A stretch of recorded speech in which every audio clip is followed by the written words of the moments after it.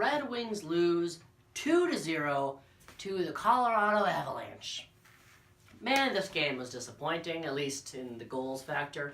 Now, okay, there's an elephant in the room, and that was the rough stuff, the battles that was happening between the Wings and the Avalanche. So here's what I'm going to do. First, I'm going to talk about the hockey and the goals and the scoring and how that happened. And to be honest, not a lot to talk about. Then I'm going to talk about the rough things and the shenanigans and the fighting and the punching. I'll start with the hockey. Then I will talk about the hits and everything later. Just talking about the game, Larkin and Mantha were all over the place, getting lots of chances, especially in the first. Varlamov just stood on his head. And to be honest, both goalies were great. Detroit had a good start out shooting the Avs. Bernier was great against his former team. We outshot the Avs 13-7 in the first, which is pretty good. Then the Avalanche start to get control, start to tie us in shots, start to outshoot us. Not a great second period. We get a beautiful power play goal. Landeskog at the point, to Rantanen behind the net, to McKinnon in front. He shoots, he scores. That's one of the best lines in hockey, and they're on a power play. You're not much you can do about that. And that was really the only goal on a goalie all game.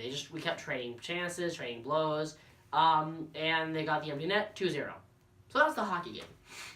Let's talk about everything else, including the hits. I will admit, the hits are part of the hockey game, but it's more. I think it helps to talk about what happened later by talking about what happened starting.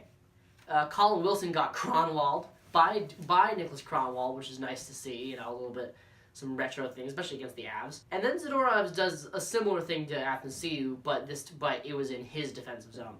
And all game, Dylan Larkin and Athanasiou were targeted hard.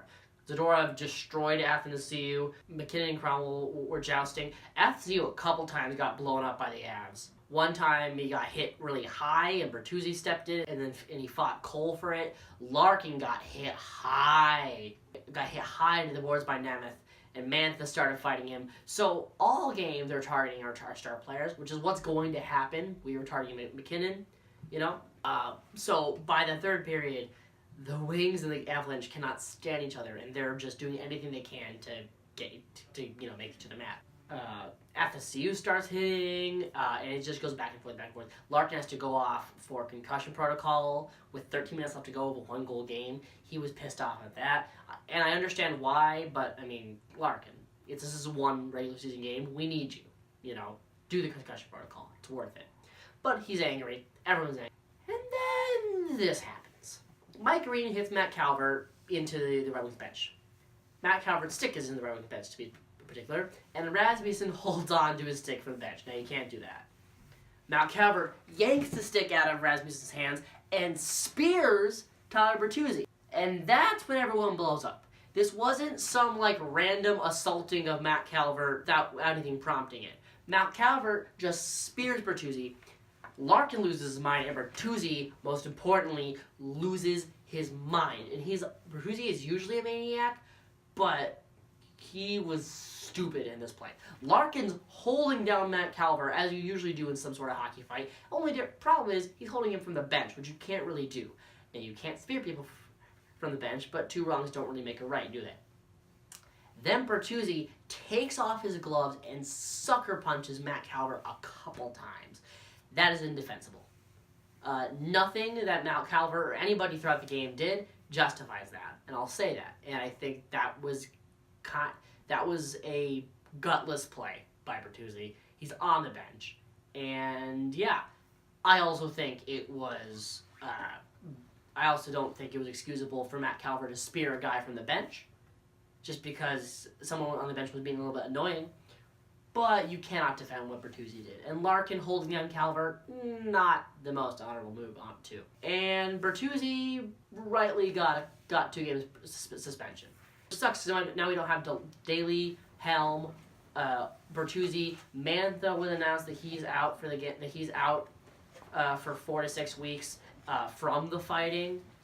Blashlater said that he's totally cool with the fact that Mantha stood up for Larkin, but if it means he's out for 4 to 6 weeks, I don't know. So now we have to play one of the best teams in the National Hockey League with 4 players out, and a couple of them have been incredibly important. Bertuzzi has been great all season. It's just sometimes he can be stupid and get himself kicked out of a couple of games. By the way, those 2 games Bertuzzi's going to be suspended for, Tampa and Toronto. So, not the best. If you're going to lose your mind, now was not the best time to do it. So, but the Wings are, the Wings lose, another game. Now we got to face Tampa. Hopefully it'll go well. I will see you then. I think we've had our fill of craziness going on this season so far. But something tells me that's not going to end anytime soon. So I've been Jacob. I will see you next time when we play the Lightning.